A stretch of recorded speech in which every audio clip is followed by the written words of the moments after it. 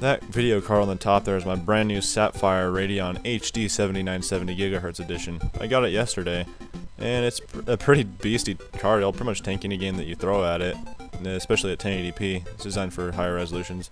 But let's look at it in the case, because it's awesome, because that logo right there lights up. It also has that blue button for turning up the clock speed. It's like the secondary BIOS. Instead of having it so it switches back to a regular BIOS, they pre-did the secondary BIOS for higher clock speeds. It's pretty sweet. If we take a look at the good old 550 Ti, the power requirements of this thing is just one 6-pin PCI Express connector, which isn't that much. It's a pretty good mid-range card requirement. However, this one takes two 8-pin PCI Express power plugs, which is very, very power hungry. And also, I want to look at the cooler here. It's got two fans. They're a little bit smaller, but they have thicker, more inclined fins for higher air output than the 550 Ti here, which has thin, big fans. And yeah, also it has 4 heat pipes, all of which are thicker than the 550 Ti, which only has 2 heat pipes. So that's quite a bit of cooling on this card, that's for sure. I also really like the outputs on this card. 2 DVIs, an HDMI, and a full-size DisplayPort, so no need for any of those adapters or anything. And also, I forgot to mention, there is a vapor chamber under there that keeps the card extra cool.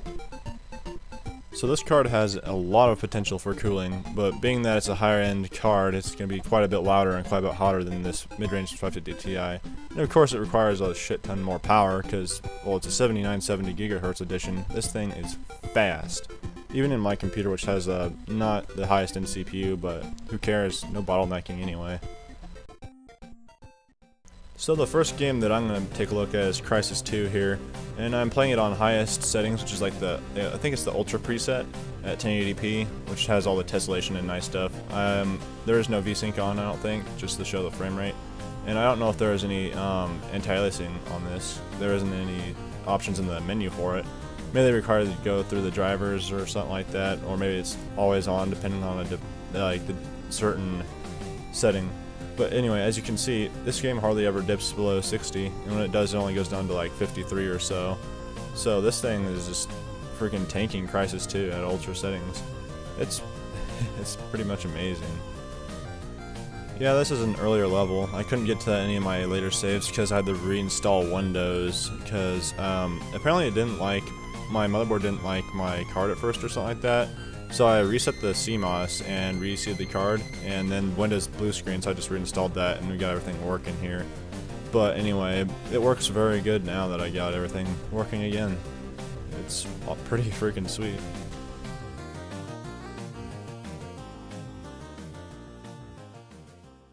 The next little recording of a game that I got here is Far Cry 3, which is all maxed out, you know, HDAO, highest setting quality. I think, no, there's no anti-aliasing on right now. And it's pretty much getting like 60 to 70 to like maybe like 45 at the very minimum frames per second, and it's just running really good in general. Yeah, I'm recording all this gameplay footage with my camera. I'm not using fraps or anything, just to preserve the frame rate, and also I just don't like using fraps sometimes. It's just a pain in the butt to get all the huge ass files. Yeah, otherwise I'd be like doing 30 frames per second and whatnot, but my camera only records in 30 frames per second anyway, and is way less than 1080p, but whatever. You can't really see the game actually running. Like, for all you know, if I did fraps, this could be like footage from some other person's video. I don't know, but it runs very nicely.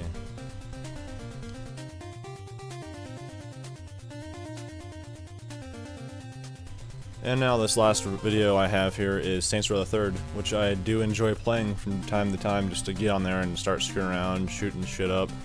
As you see, I got some 5-badge police coming after me with all the stag people, so obviously it's going to be kind of demanding on the hardware. And right now I'm in the 70s as far as the frames per second goes on the screen there, and it hardly ever, like, I don't even think it does dip below 60, really. Because right there it hit 64, I think it was, minimum, right when that explosion happened. But it's running everything very smoothly on highest. So I think I spent about 3 weeks saving up for this card, and I'm not regretting the decision at all. This thing is fast.